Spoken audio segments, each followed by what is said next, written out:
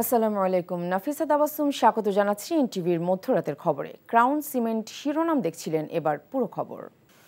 কোনো সিদ্ধান্ত ছাড়াই শেষ হয়েছে আন্দোলনরত প্রকৌশল শিক্ষার্থীদের 11 প্রতিনিধির সাথে 2 উপদেষ্টার বৈঠক। বুধবার সন্ধ্যার পর রেল ভবনে ঘণ্টাব্যাপী বৈঠক শেষে রেলপথ উপদেষ্টা ফজলুল কবির জানিয়েছেন, ছাত্রদের জন্য আলোচনার দরজা সবসময় খোলা। অংশীজনের সাথে আলোচনার পর সিদ্ধান্ত নেওয়া হবে। বিস্তারিত ইফতেখার রেজার রিপোর্টে। দিনভর নানা ঘটনা প্রবাহের পর বুধবার সন্ধ্যার পর রেল ভবনে ছাত্র প্রতিনিধিদের সাথে বৈঠকে বসেন 2 উপদেষ্টা। ঘণ্টাব্যাপী বৈঠক শেষে যমুনা অভিমুখে যাওয়াকে কেন্দ্র করে অনাকাঙ্ক্ষিত ঘটনায় দুঃখ প্রকাশ করেছেন রেলওয়ে উপদেষ্টা ফজলুল কবির। তিনি জানান, অন্যান্য অংশীজনের সাথে আলোচনার পর সিদ্ধান্ত নেবে সরকার। আমরা এটা কিভাবে দেবো? আমরা তো কমিটি হিসেবে বৈঠকে বসিও নেই। 2 জন লোক তো আমি 7 জন লোকের প্রতিনিধিত্ব করতে পারি না। আরেকটা হচ্ছে যে আরও তো অংশীজন আছে, তাদের কথা শুনতে হবে, শিক্ষকদের কথা, বিশ্ববিদ্যালয়ের শিক্ষকদের কথা শুনতে হবে, তারপরে যারা এমপ্লয়ার্স তাদের কথা শুনতে হবে, তারপরে অন্যান্যরা যারা আছে ডিপ্লোমা প্রকৌশলী আছে তাদের কথা শুনতে হবে। তারপরেই তো আমরা এই ধরনের কোনো একটা মন্তব্য করতে পারবো। এর আগে শিক্ষার্থীদের দাবির যৌক্তিকতা খুঁজে সুপারিশ করতে জ্বালানি উপদেষ্টাকে প্রধান করে 8 সদস্যের কমিটি করেছে মন্ত্রিপরিষদ বিভাগ। 1 মাসের মধ্যে তারা সুপারিশ তুলে ধরবেন সরকারের কাছে। এটা রাস্তায় সমাধান হবে না। তারা তাদের মিনিস্ট্রি যেই কনসার্ন মিনিস্ট্রি অথবা অধিদপ্তরের মাধ্যমে মিনিস্ট্রির মাধ্যমে এগুলো যদি আমাদের এখানে পাঠিয়ে দেয়, পজিটিভলি আমরা নেব। এটার সাথে পিএসসি জড়িত, জনপ্রশাসন জড়িত, ক্যাবিনেট জড়িত, লেজিসলেটিভ জড়িত। অতএব এদের সকলের সাথে বসে আমরা এটাকে বলি ইন্টার মিনিস্ট্রিয়াল মিটিং, আর এটা একটা অফিসিয়াল নাম আছে সচিব কমিটি। এখানে এটা তুললে এটা সমাধান হবে। 1-2টা মিটিং লাগবে। অন্তর্বর্তী সরকার আলোচনা করে সমাধানের আশ্বাস দেবার পর সড়কে অবস্থান বা নতুন কর্মসূচির প্রয়োজন নেই বলে জানিয়েছেন 2 উপদেষ্টা ফজলুল কবির খান ও সৈয়দা রিজওয়ানা হাসান। Iftekhar Reza, NTV news, Dhaka. ঢাকায় আন্দোলনরত প্রকৌশল শিক্ষার্থীদের ওপর পুলিশের হামলার প্রতিবাদে বিক্ষোভ মিছিল ও সমাবেশ করেছে দেশের বিভিন্ন প্রকৌশল ও প্রযুক্তি বিশ্ববিদ্যালয়ের শিক্ষার্থীরা। বুধবার বিকেল থেকে রাজশাহী প্রকৌশল ও প্রযুক্তি বিশ্ববিদ্যালয়ের প্রধান ফটক সংলগ্ন রাজশাহী নাটোর মহাসড়ক অবরোধ করে বিক্ষোভ শুরু করেন তারা।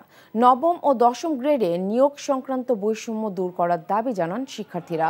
ডিপ্লোমা প্রকৌশলীদের নামের আগে প্রকৌশলী লিখতে না দেওয়া সহ 3 দফা দাবিতে চট্টগ্রামে 2 নম্বর গেট এলাকায় বিক্ষোভ করছে চট্টগ্রাম প্রকৌশল ও প্রযুক্তি বিশ্ববিদ্যালয়ের শিক্ষার্থীরা।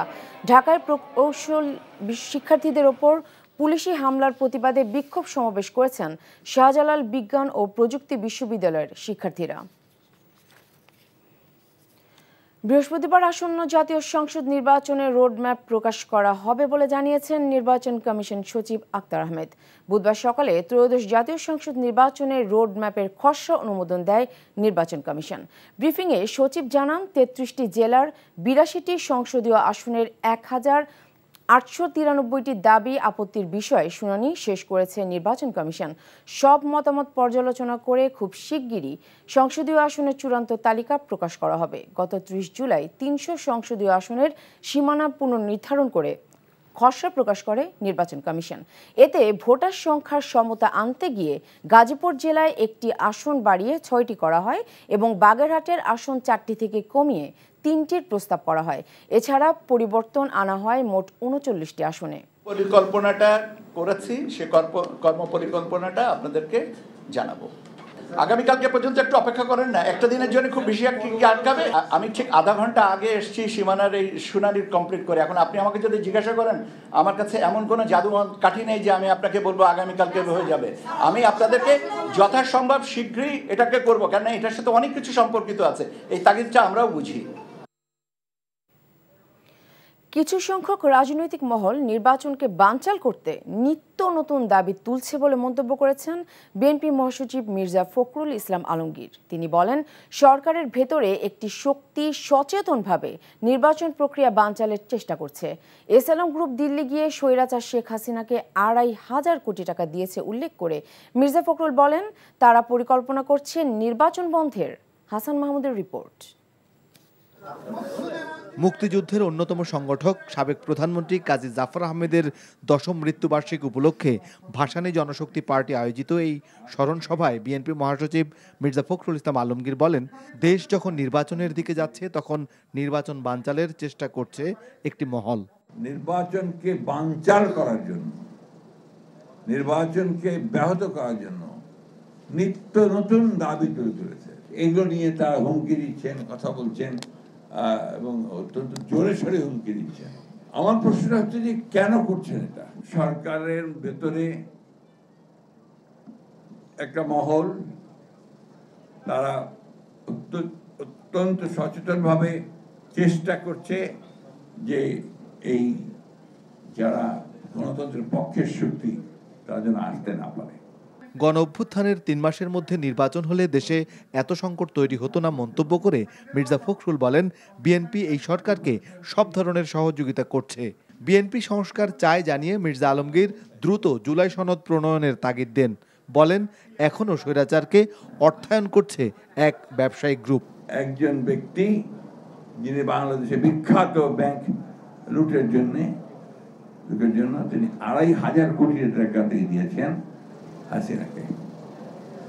আমি টাকা করি না, এসালাম দিল্লিতে বসে তিনি 2,500 কোটি টাকা দিয়ে দিয়েছেন এবং পরিকল্পনা করেছেন যে কিভাবে ওই টাকাকে ব্যবহার করে তারা বাংলাদেশে নির্বাচন বন্ধ করবে এবং হাসিনাকে আবার দেশে ফিরিয়ে আনবে। মুক্তিযুদ্ধকে ভুলিয়ে দেওয়ার চেষ্টা চলছে উল্লেখ করে মির্জা ফখরুল বলেন, সব ষড়যন্ত্রের বিরুদ্ধে সবাইকে সজাগ থাকতে হবে। Hasan Mahmud, NTV news, Dhaka.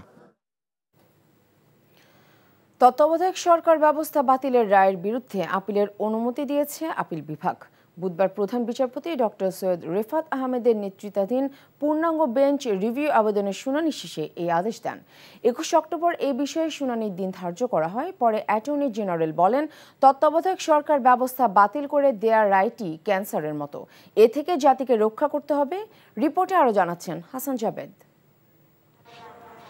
তত্ত্বাবধায়ক সরকার ব্যবস্থা বাতিল করে সংবিধানের 13 সংশোধনীকে অবৈধ ঘোষণা করে রায় দেন তৎকালীন প্রধান বিচারপতি খায়রুল হকের নেতৃত্বাধীন 7 সদস্যের আপিল বেঞ্চ। সেই রায়ের বিরুদ্ধে করা 5টি পৃথক রিভিউ আবেদনের উপর 2 দিন শুনানি হয়। শুনানি শেষে আপিলের অনুমতি দিয়েছে আপিল বিভাগ। তার এই জাজমেন্টের কারণে যত আয়নাঘর বলেন, হাজার হাজার মানুষকে গুম বলেন, লক্ষ লক্ষ মামলা বলেন এবং এই ফ্যাসিস্ট সরকারের বিনা ভোটে নির্বাচন বলেন, সবকিছু এই খায়রুল হকের এই জাজমেন্টের ফলে হয়েছে। আদেশের পর সাংবাদিকদের রাষ্ট্রের প্রধান আইন কর্মকর্তা আসাদুজ্জামান বলেন, খায়রুল হক তত্ত্বাবধায়ক সরকার ব্যবস্থা বাতিল করে যে সংক্ষিপ্ত রায় দিয়েছিলেন, পূর্ণাঙ্গ রায়ে তা পরিবর্তন করে অপরাধ করেছেন। তাই আপিল শুনানিতে খায়রুল হকের শাস্তি চাইবেন তিনি। মানুষের ভোটাধিকার নিশ্চিত করার জন্য, গণতন্ত্র নিশ্চিত করার জন্য সাংবিধানিক প্রতিষ্ঠানের যে ফ্রাজাইল অবস্থা, সেখান থেকে পুনরুদ্ধারের জন্য আমরা বলেছি 13 সংশোধনীর যে রায়, এটা একটা অন্তরায়, এটা ক্যান্সারের মতো আছে, এইটা আমাদের আইনের বই থেকে বের হওয়া দরকার। এই রায় বাতিল হওয়া দরকার এবং যদি বাতিল হয় তাহলে বাংলাদেশের গণতন্ত্র সুসংহত করার ক্ষেত্রে একটি ঐতিহাসিক পদক্ষেপ হবে। বিশ্ব নন্দিত মুফাসসিরে কুরআন আল্লামা দেলোয়ার হোসেন সাঈদী রহমতুল্লাহ আলাইহের দ্বিতীয় শাহাদাত বার্ষিকী উপলক্ষে আলোচনা ও দোয়া মাহফিল করেছেন businessman welfare forum Malaysia. NTV staff correspondent Kaiser Hamid Hannan জানান, রাজধানীর কুয়ালালামপুরে বিজনেসম্যান ওয়েলফেয়ার ফোরাম মালয়েশিয়ার সভাপতি মোহাম্মদ নূর আলম মেহেদির সভাপতিত্বে ও ইব্রাহিম খলিলের সঞ্চালনায় প্রধান আলোচক হিসেবে উপস্থিত ছিলেন মালয়েশিয়া আন্তর্জাতিক ইসলামী বিশ্ববিদ্যালয়ের পিএইচডি গবেষক মোহাম্মদ সালাউদ্দিন এবং বিশেষ আলোচক হিসেবে উপস্থিত ছিলেন শিক্ষার্থী ও গবেষক জাহিদ বিন হাশিম। উক্ত অনুষ্ঠানে আরও উপস্থিত ছিলেন মালয়েশিয়ার স্বনামধন্য ব্যবসায়ী ও সাংস্কৃতিক ব্যক্তিত্ব ওমর হাসান সোহেল এবং মুয়াজ বিন জাবাল জোন এর সভাপতি মঞ্জুর মোর্শেদ দীপু এবং মালয়েশিয়ার সকল শ্রেণীর পেশাজীবী এবং ব্যবসায়ীবৃন্দ সহ আরও অনেকেই। আলোচনা শেষে তার মাগফিরাত কামনায় বিশেষ মোনাজাত করা হয়। মোনাজাতে দেশ ও জাতির কল্যাণ, মুসলিম উম্মাহর ঐক্য এবং ইসলামী আন্দোলনের সাফল্যের জন্য দোয়া করা হয়। সৌদি আরবের মক্কায় নতুন সাজে উদ্বোধন করা হয়েছে বাংলাদেশি মালিকানাধীন স্মার্ট টেইলার্স। এনটিভি মক্কা প্রতিনিধি কামাল পারভেজ ওভি জানিয়েছেন, মক্কার কাকিয়া তাব্বি হাদিস ক্লিনিকের পাশেই স্মার্ট টেইলার্সের ফিতা কেটে উদ্বোধন করেন প্রতিষ্ঠানটির পরিচালক মোহাম্মদ শাহজাহান। এ সময় উপস্থিত ছিলেন মাস্টার শফি, মাস্টার সাইফু, মোহাম্মদ কামাল, সাব্বির, জাকির নূর মোহাম্মদ, স্থানীয় প্রবাসী বাংলাদেশিরা। সৌদি আরব প্রবাসী বাংলাদেশিদের উন্নত সেবা দেওয়াই তাদের মূল লক্ষ্য বলে জানান। শেষে দেশ, জাতি, মুসলিম উম্মার সুখ শান্তি ও স্মার্ট টেইলার্সের সাফল্য কামনা করে বিশেষ দোয়া ও মোনাজাত করা হয়। বাংলাদেশের প্রবাসী উন্নয়ন সংস্থা মালয়েশিয়ার আয়োজনে 2025-2027 সেশনের নবগঠিত কার্যকরী কমিটির আলোচনা সভা অনুষ্ঠিত হয়েছে। NTV staff correspondent Kaiser Hamid Hannan জানান, রাজধানী কুয়ালালামপুরের একটি রেস্টুরেন্টের বলরুমে সংগঠনের সভাপতি সোহেল রানার সভাপতিত্বে ও সাংগঠনিক সম্পাদক সার্জিস ইসলামের সঞ্চালনায় প্রধান অতিথি হিসেবে উপস্থিত ছিলেন প্রকল্প পরিচালক, information technical vision society Mohammad Mahbub Alam. এ সময় আরও উপস্থিত ছিলেন মোহাম্মদ জাকারিয়া, নজরুল ইসলাম রহিম, ইফতিয়ার হোসেন, হাফিজুর রহমান শাখাওয়াত হোসেন সহ আরও অনেকেই।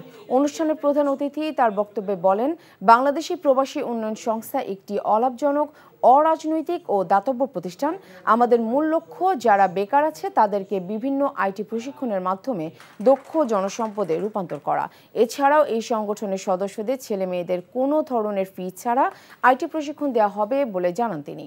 আলোচনা শেষে দেশ ও জাতির কল্যাণে বিশেষ মোনাজাত করা হয়।